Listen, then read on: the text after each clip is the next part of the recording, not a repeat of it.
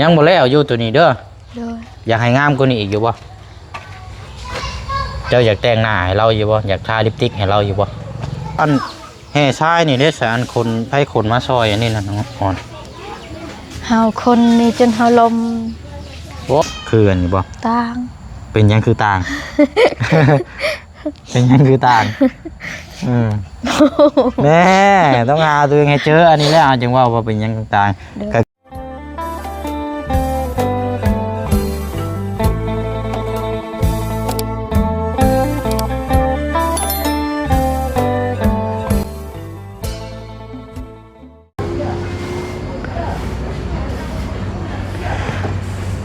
เนาะยังบ่ทันในคำในมืดกะ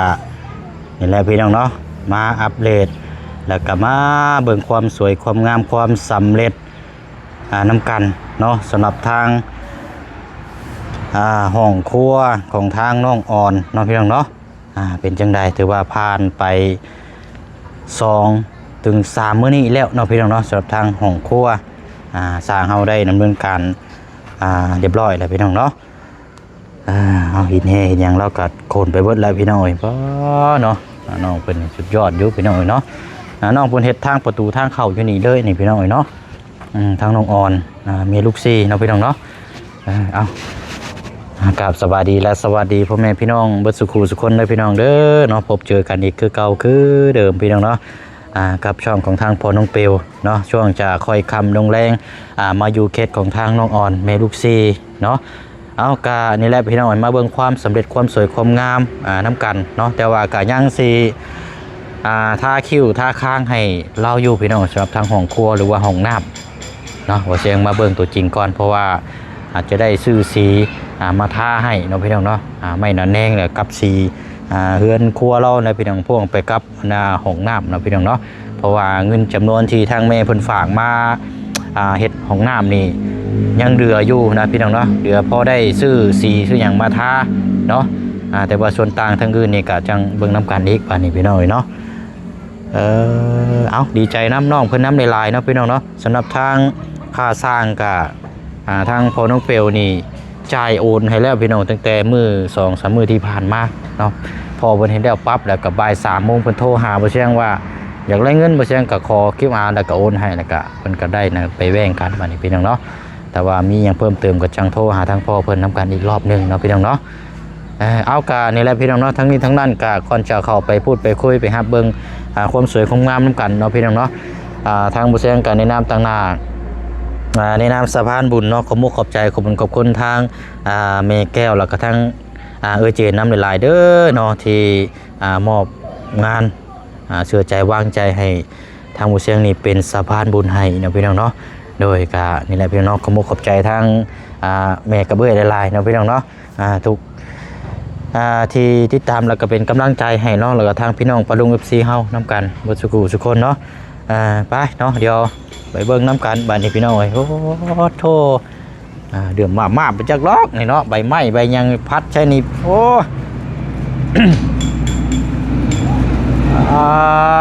เป็นนี่ไรอันนี้เนาะเรียบร้อยเลยโอ้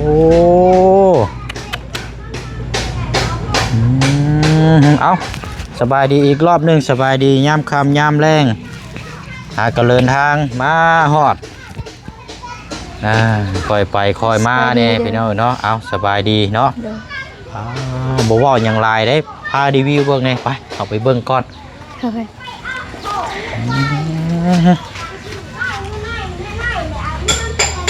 เดี๋ยวจะต่อพื้นต่อไฟใช้เนาะยังไรต่อใช้เป็นลูกกอกลูกกรประตูล็อกจับดีอยู่ดอกเนาะเด้อล็อกแต่ข้างในข้างนอกบ่ได้ล็อกใช่บ้างนะโอ้มันจะมืดในเด้อพี่น้อยโอ้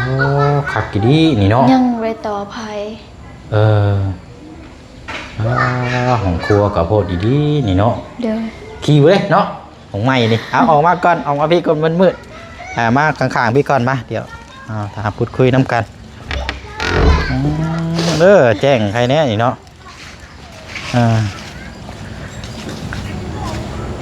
เอาอยู่เพื่อนหันอันหลอกเพื่อนหลอกไพ่มีจักล็อกใช่มีเพื่อน อยู่เพื่อน มี เจ้าน่ะ ช่อง มีอยู่2หลอกอันน่ะหลอกเทิงในบ่หรือว่ากับอยู่ดอกนอกพุ่น ทางในอันนึงทางแบบทางลมเนี่ย อืม ทางตารางเฮือนอันนึง หักแต่ว่าแล้วพี่น้องคันว่าเว้าถึงแบบว่าถ้าเฮาสิเอาปลั๊กแบบว่าเฮาปลั๊กเสียบลายก็บ่ได้เลยพี่น้องเพราะว่ามันเป็นดอกไผ่สายน้อยแล้วก็ดึงพ่วงมาเนาะอย่ามันฮ้อนหลายยามสายมันใหม่มันยังอันตราย โอ้ย มันบ่คือไฟฟ้าเข้ามาโดยตรงเลยนะพี่น้องแต่ไฟฟ้าเข้ามาโดยตรงแบบมาก็การต่อพื้นต่อไผ่หลายรอบมันก็สิบ่มีปัญหาแต่อันนี้แบบต่อมาก็จนใช้แปลว่าเฮาเสียบพร้อมกันหลายรอบให้มันใหม่มันช็อตนะมันฮ้อนพดเนาะเป็นจังได๋ดีใจอยู่บ่ ดีใจ เนาะ ดีใจแฮง เออ เมื่อวานนี่เซียวเฮาไปเห็นเฮาไปยามเฮา เชียวแม่น้องเอิงบ่ โดย มื้อเพิ่นเลยสิไปเยี่ยมยามแล้ว โดยเฮาก็หายก็เจ็บมื้อนี้ เป็นหยังอีกล่ะ เฮาเจ็บเป็นไข้ เป็นไข้ โดย เจ็บคอบ่ แบบเจ็บหายใจบ่ออก เจ็บหายใจบ่ออก โดยมื้อนั้นน้องเฮาไปเอาหมอเป๋า กลางคืนเพิ่นตกแห้งลูกเฮาให้เฮาเจ็บ ลูกเฮาไปบอกน้อง น้อง หมอเป้าแล้วเพิ่นว่านี่ได้เนาะ เพิ่นว่าเจ็บแห้งเพิ่นว่าเพิ่นเป่า2เทื่อ ได้เศร้าบ่ตอนนี้นะ เช้าๆแน่เฮา เจ้าเศร้าแล้วบ่ โดย เออ น้ำอาบก็บ่มีน้ำบ่ได้ออก2มื้อนี่ น้ำประปาบ่ได้ไหลบ่ โดย อ้าวงานงอกแล้วครับบ่เสียงก็บ่ได้เปิดไว้ซ้ำก็บ่ได้อาบคือกันและซะนี่เมื่อยได้ซะ วัน นี่ นี้ เนาะ ซิวเฮาไปยิ้มยามเฮาเป็นไดซิว ดีแล้วบ่เฮาดีแล้ว บ่อันไปเป่าน่ะเพิ่นแบบเพิ่นบ่ได้มีหยังมาบอกไปว่าบ่ได้มีหยังบ่ว่ามีหยังบ่ได้มีหยังบ่ บ่ได้มีหยัง มีแต่ว่าเจ็บไข้ โดย เจ้าบ่สว่าเจ้าคือบ่ไปหาหมอพูดเจ้าคือไปเป่า แบบเฮาเจ็บเฮาให้เด้กลางคืนเฮาให้ เจ้าให้ โดยแบบเฮา ให้ไปคือมีแนวเฮ็ดนี่บ่แบบใด คือแบบคือคนเด้คือคนเข้าในต้นโตเฮา คือมีแนวหยังแบบมาตอมมาหยังไปสิบ่ โดย แต่ตำบิดนั้นเฮา อ๋อ แบบเฮาพันพอเฮาเด้ เอาผ่านเห็นพ่อ โดยพันพอกับพอเฮาเว้าแต่พอเฮาเว้าแบบนี้ใส่เฮาลูกเอ้ยทางเฮาเห็นแม่เฮาแน่ลูกเอ้ยแบบดีใจเด้ดีใจนํลูกพอเฮาเว้า อือ แบบเฮาลูกได้กับพ่อเฮาแบบอยากขอกินเด้ให้เฮาแต่งผ้าขาว ๆเจ้าแต่งให้เราแล้วบ่ ยัง แต่งผ้าขาวผ้าน้ำให้เราเนาะ โดย เพิ่นสิเว้าก็แบบเพิ่นถามหาเนาะเพิ่นอยากกินว่าดีใจนํลูกก็ โดย ก็เลยมาถามเจ้าก็ได้ไข้ป่วยสั่นให้ก็ได้ให้บ่ โดยเฮาให้กลางคืนฝนตกแห้งลูกเฮาไปบอกน้องเฮาเด้น้องสอนนั่นลูกผู้หนึงบ่ได้ไปแบบไปบอกก็ให้เห็นแม่ให้ก็ให้น้ำกัน ก็ น้องเฮาไปเอา ดีอยู่ทางน้องคอนเราก็จะฮู้จักไปบอกอยู่ โด เนาะ ย ฮู้จักความเบิ่ง เรา แม่อยู่ นอนคืนนึงเรานอนแบบหมอเด้แบบแม่ย่าน้องเฮาเด้เป็น เปล่าเฮานอนคืนนึงทั้งน้องเฮาถือประหมมาถือมุงแน่ให้แบบให้หมอนอนนั่นแหละ น้องก็ลูกเฮาก็ให้นำไปบอกก็ให้ยันแม่เจ็บแห้งยันแม่บ่เศร้าบัดเฮาก็เศร้ามื้อนี้ละเฮาไปไข้นี่ แต่ว่าร่างกายนี่บ่ได้เจ็บคอบ่ บ่มีแต่เจ็บนี่ แบบหายใจบ่ โดย แบบแน่นหนะเอิกอย่างเดียวบ่ โดย อันนี้ก็ตามความเชื่อได้นี่พี่น้องเพราะว่าอยู่บ้านบ่เชียงอยู่ที่ก็ แต่ตำบิด อันนี้ก็ พอเฮาตายนั่นเฮาไปเบิ่งพ่อเฮาเว้าเฮาบ่อยากกินตอนเฮาเนี่ยพอเฮายังบ่มีเด้พอเฮาเว้าเฮาบ่อยากกินลูกเอ้ยเจ้ายังบ่มีพ่อบ่อยากกินละเดี๋ยวนี้พ่อเฮาเห็นเฮาได้ก็พออยากต้อมให้แต่งขันหา แต่กันหาเฮ็ดผ้าเข้าวผ้าหวานให้เรา ดู เฮ็ดให้เราเด้อ เด้อ หายดีให้เช้าคันเราถามก็บ่เป็นหยังดอกมีแต่อิหยัง ของหวานใส่ถ้วยน้อยปัญหาอะไรก็ข้อบอกเล่าจุดทูบเทียนบอกแค่นั้นแล้วเด้อตามที่เจ้าเฮ็ดนั่นแหละเนาะ เด้อ โดยเอาอะไรเนาะจังว่ากันตอนนั้นเด้อเฮ็ดให้หายดีให้เศร้าอันนี้มาต่อกันทางนี้บัดนี้ก็งามเลยสะอาดในบัดนี้ก็เดี๋ยวยังบ่แล้วอยู่ตัวนี้เด้อ เด้อ อยากให้งามกว่านี้อีกอยู่บ่เจ้าอยากแต่งหน้าให้เราอยู่บ่อยากทาลิปสติกให้เราอยู่บ่ สำนีก็ได้แล้วน้องดีใจ สิแต่งหน้าลิปสติกให้เราอยู่บ่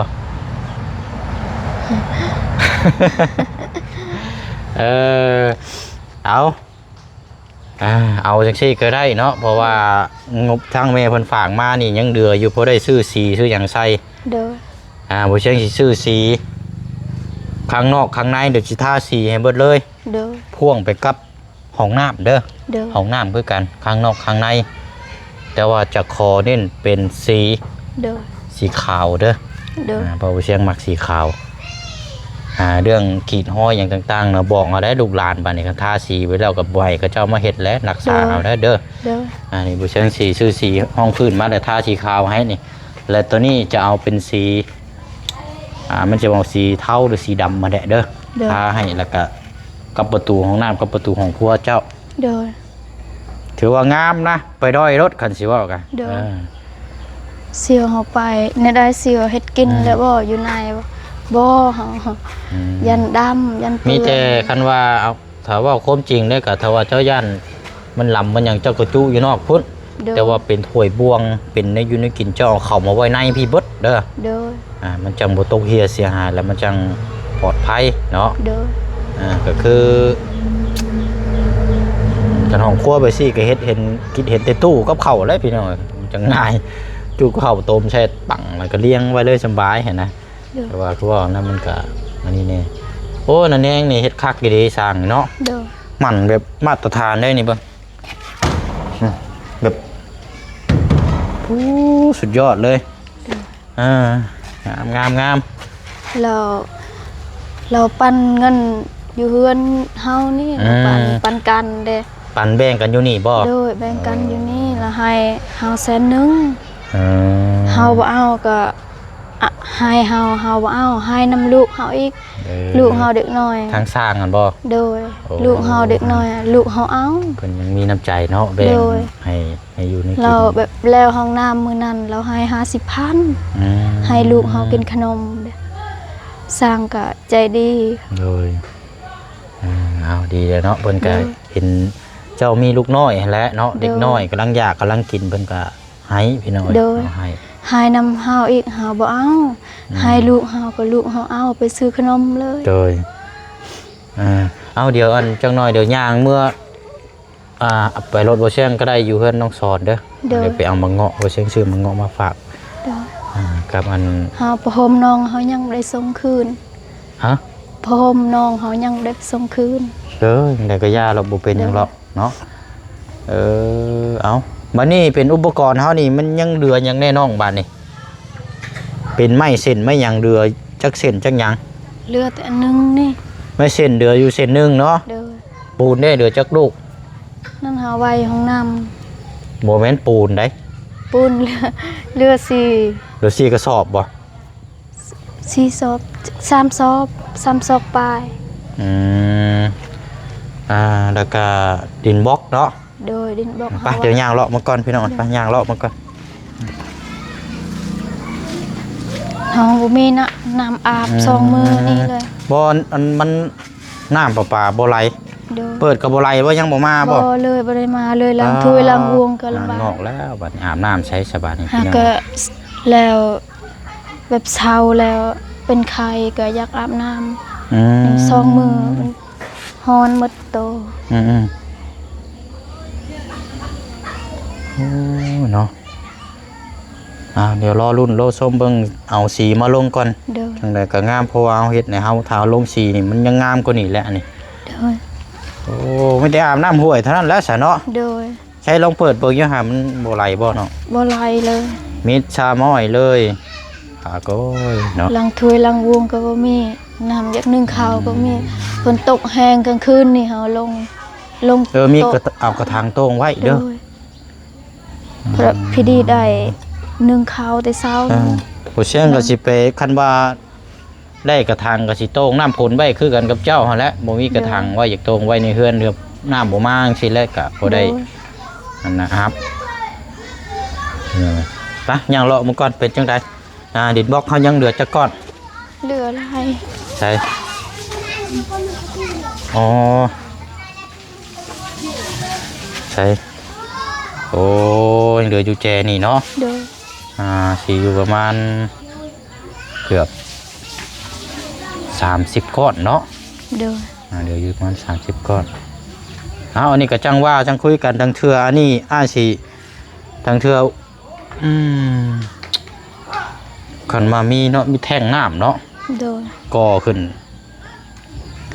แบบน้ำไหลนี่เลยเฮาบ่มีน้ำล้างก็เฮาปะแบบนี้เฮาขุดเฮาเพชรแบบนี้ให้น้ำไหลไปพูด แม่นเจ้าต้องเฮ็ดอ้อมไปเด้อ โดยนี่แหละ เจ้าเฮ็ดอ้อมไปนิดนึงมานี่ดินมันลายเลยมันสีท่วมตัวนี้มันบ่งาม นี่ก็ท่วมแล้วเฮาเพชร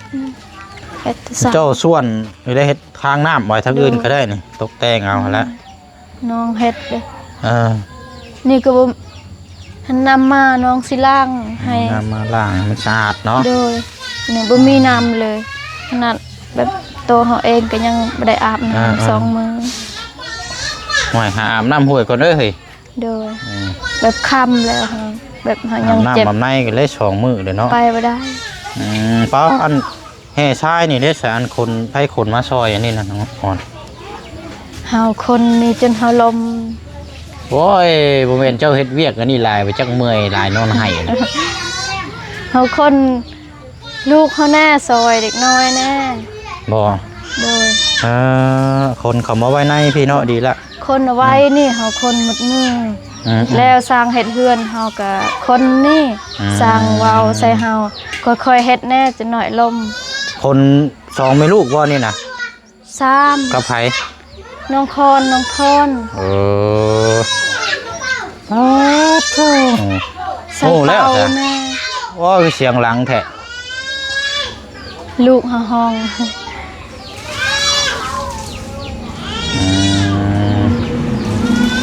ป้าใช้ย่างไปพูดก่อนมันเชียงหลังอะไรมันนั่นพี่น้องลูกเจ้าผู้น้อยเห็นบ่ โดย เสียงหลังแท้ เห็นแม่ก็ห้อง เราเห็นเจ้า ได้ เนาะ เห็นโดยได้เห็นได้ห้อง เด้อ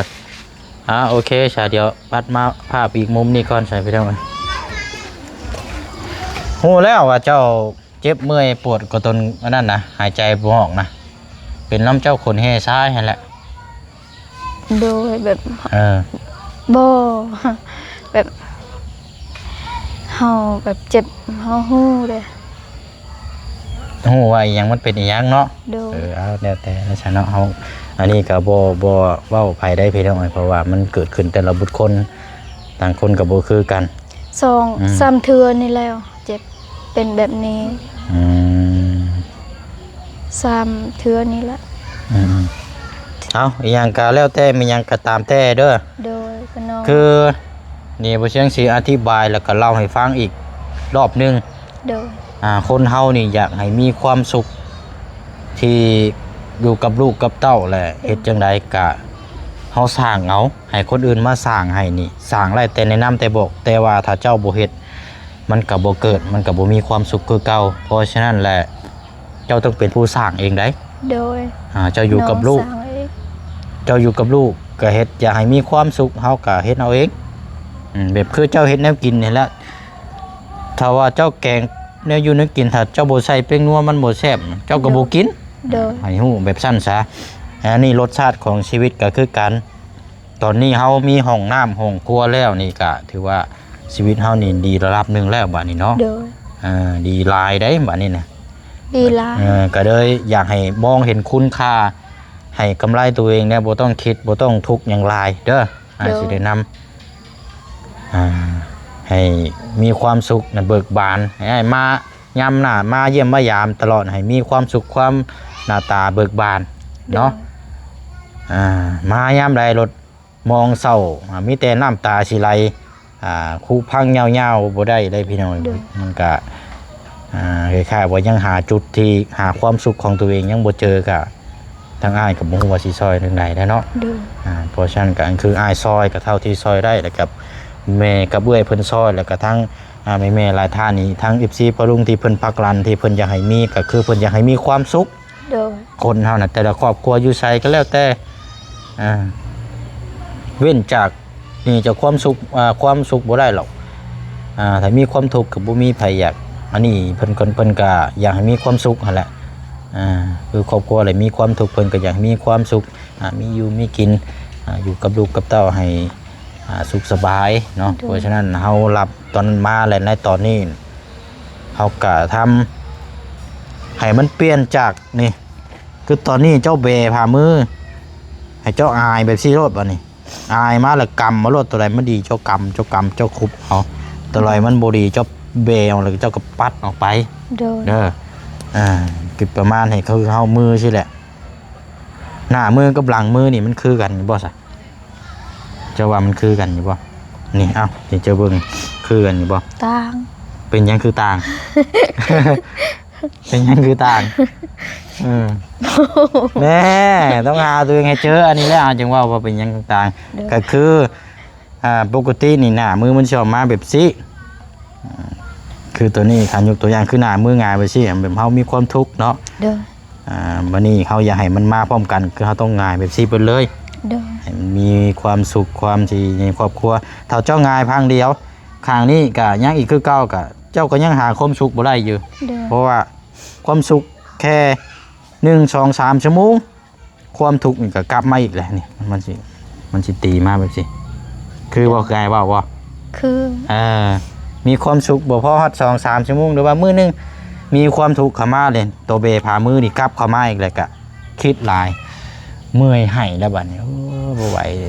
เมื่อยทุกข์ ว่าใจน้องก็อยากบ่อยากหายละแต่ใจอดบ่ได้ นั่นแหละคืออาจยังบอกให้พยายามตัดออกแต่ตอนนี้น่ะเจ้านั่นมันยังมีความสุขอยู่นิดนึงในความทุกข์กับเข้ามาอีกพอสิมีความสุขกับความทุกข์ก็ดึงเข้ามาเป็นยังจังว่าถ้าว่าเจ้ายังมีความสุขนั่นขึ้นอยู่กับเจ้าเอง โดย เจ้ายามใดเจ้าสิมีความทุกข์น่ะจะตัดออกไปเลยเอาความสุขออกมาเจ้าหาเฮ็ดหยังก็แล้วแต่ให้มันลืมไปครับมีความสุขเฮ็ดมือต่อมือเฮ็ดมือต่อมือความชินความสุขขึ้นมาหน้าตาผ่องใสตุ้ยหน้าเบ่งอุ้ยลุยบาดนี้ก็สบายแล้วเนาะนั่นแหละพี่น้อยก็ในการปล่อยวางหรือว่าการที่เฮาจะใช้ชีวิตว่าอยู่แบบใดเนาะเฮาก็ต้องนึกถึงเฮาหั่นแหละเนาะมันสิว่าโอเคใช่พี่น้องเนาะเดี๋ยวอันมื้ออื่นบ่ได้ไปใส่แล้วว่า ยังอยู่เฮือน โอเคเนาะมื้ออื่นเดี๋ยวมื้ออื่นเช้าอ้ายสิมาหาอีกรอบนึงเด้อ โดย เพราะว่ามีแนวมามอบให้อยู่พี่น้อยเนาะเดี๋ยวเบิ่งนํกันเนาะเอาซะ น้องยังเจ็บให้เศร้าแห้งก่อน เอาให้หายดีให้เศร้าก่อนเนาะ โดย จังได๋ซะบัดนี้เอาเดี๋ยวได้ห้องน้ำได้ห้องครัวห้องน้ำสวยๆงามๆแล้วก็วันนี้เฮามาแจ้งนํกันแล้วเราไปเชียงสีทาแต่งหน้าแต่งตาให้ทาสีทาหยังหั่นแล้วก็เดี๋ยวมีแต่ว่านบมือเนาะ โดย ฝากขอบมกขอบใจอีกรอบหนึงเนาะทางแม่แก้วแล้วก็ทางเจนที่เฮ็ดของครัวให้พี่น้องเด้อนั่นแหละ ขอบคุณขอบบุญแม่แก้วเจนที่เฮ็ดห้องครัวให้ขอให้อยู่ดีมีแห้งให้สุขภาพแข็งแรงความเจ็บบ่ให้ได้ความไข้บ่ให้มีปรารถนาสิ่งใดขอให้ได้สิ่งนั้นนอนหลับขอให้ได้เงินหมื่นนอนตื่นขอให้ได้เงินแสนขอให้ไปทางใดมาทางใดขอให้รอดปลอดภัยขอให้ไปขอให้สุขภาพร่างกายแข็งแรงขอให้อยู่เย็นเป็นสุขขอให้สุขกายสบายใจขอให้อยู่มันคนยืน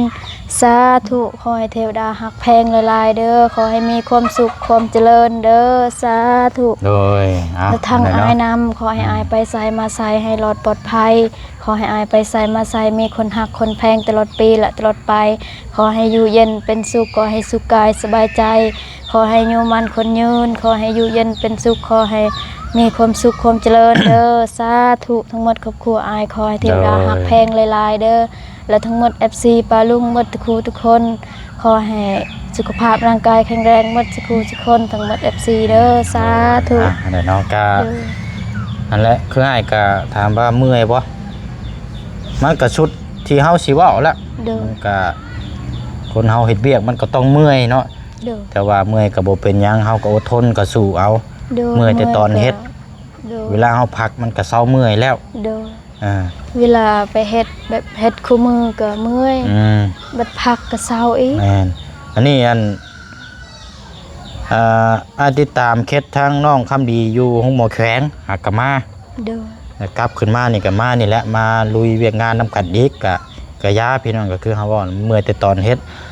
ตอนเฮาเศร้าเมื่อยเฮาก็บ่ได้เมื่อยนะมันก็ยังมีพอกำลังใจสู้อยู่เนาะเอานี่แหละพี่น้องก็สู้ๆไปนํกัน เด้อ มีกำลังใจก็ย้อนจากพี่จากน้อง FC ปาลุงที่ติดตามแล้วก็เป็นกำลังใจให้สำหรับทางพ่อน้องเปียวกันเพราะว่าถ้าบ่มีปาลุงถ้ามีพี่น้องปาลุงที่เบิ่งแย่งแล้วก็ซัพพอร์ตหรือว่าให้การสนับสนุนแต่ละเคสมีงานมอบหมายให้กับถ้าบ่มีในจุดนี้ก็บ่ฮู้ว่าสิจังไรแหละพี่น้องเนาะเพราะว่าก็การที่เฮาไปเวียกตลอดเฮาไปช่วยเหลือพี่น้องนี่ก็การใช้จ่ายจังซี่ก็มีแต่เงินเฮาส่วนตัวบางเทื่อนี่จนได้ติดหนี้เดือนต่อเดือนบ่เชียงเว้าตรงๆเลยพี่น้องจนได้ไปยืมเงินทางที่ห้านแลกตาเพื่อมาหมุนช่วยเวียกงานแบบว่าเฮาช่วยเหลือพี่น้องเอาเงินยืมก่อนเพื่อเงินเดือน YouTube ออกมาแหละเฮาจังไปใช้เพิ่นนะพี่น้องเพราะว่ามือต่อมือเฮาก็ไปหลายเคสแล้วเฮาไปเยี่ยมยามเฮาก็ต้องเอาเงินซื้อเอามีหยังไปช่วยเหลือเบื้องต้นนั่นแหละพี่น้องเนาะเพราะฉะนั้นก็นี่แหละพี่น้องเนาะขอบมุกขอบใจทางเมแก้วแล้วก็ทางไอเจนน้ำละลายเด้อเนาะพร้อมครอบครัวอยู่ทางต่างประเทศเนาะจังได๋ก็ขอให้บุญกุศลนี่เนาะกลับคืนหาทางแม่กับเอื้อยอยู่ทางต่างประเทศเนาะจงมีแต่สุขภาพร่างกายแข็งแรงโรคภัยไข้เจ็บก็บ่ให้มาเบียดมาทัดขอให้มีแต่ความสุขความเจริญคิดหยังทำหยังก็ขอให้ความสำเร็จเนาะตลอดปีและตลอดไปและก็พร้อมทั้งพ่อแม่พี่น้องปาลุง FC ที่ติดตามแล้วก็เป็นกำลังใจให้ทุกคลิปตลอดมาเนาะเพราะว่าเฮาสิเดินทางไปไสมาใส่ก็ส่งกำลังใจให้ตลอดมาเด้อพี่น้องเด้อเนาะขอมุกขอบใจละลายเนาะสาธุเนาะเดี๋ยวย่างไปเฮือนน้องสอนพุ่นละเดี๋ยวไปเอามาเงาะน้ำไม้เนาะแล้วก็มีหมักนี้น้ำพี่น้องเดี๋ยวบางนัดมาปาดให้ลูกเจ้าพอได้กินเดี๋ยวมื้ออื่นจังว่ากันเนาะไปย่างไปพุ่นก่อนก็ได้พี่น้องเนาะงามแหละของน้ำของเป็นของครัวแล้วโอ้ยดีใจน้ำน้องเพิ่นในลายพี่น้องเรียบร้อยไปเนาะเอาโอเคพี่น้องเนาะเอาอันน่ะหั่นละมาเงาะเด้อให้ซื้อมาแต่สวรรค์พุ่นแล้วนี่มาฝากเอาไปให้พลักน้อยน้ำถุงนึงกินนี่ก็แล้วก็เอาหมากอันนี้น้ำมันหมากน้อยอยู่แต่ว่ามันบานเด้อขอบใจอ้ายหลายๆเด้ออันน่ะหัวมันก็หาเอาไปปลูกก็ได้เด้อเฮาปลูกอยู่สวนมันหวานหมากอันนี้นะเด้ออะไรมือจังว่ากันเด้อให้สิเข้ามาเยี่ยมบ้านใหม่เด้อเด้อไปเนาะมานี่พี่น้องเนาะก็ถ่ายคลิปเนาะก็จะได้ลำลาอีกคือเก่าคือเดิมเนาะขอมุกขอบใจทางปลุง FC เฮานำกันผู้สุขุสุขคนเด้อพี่น้องเด้อเนาะลาพี่ลาน้องไปก่อนเนาะบ๊ายบายเด้อพี่น้องเด้อเนาะสบายดีพี่น้องเนาะ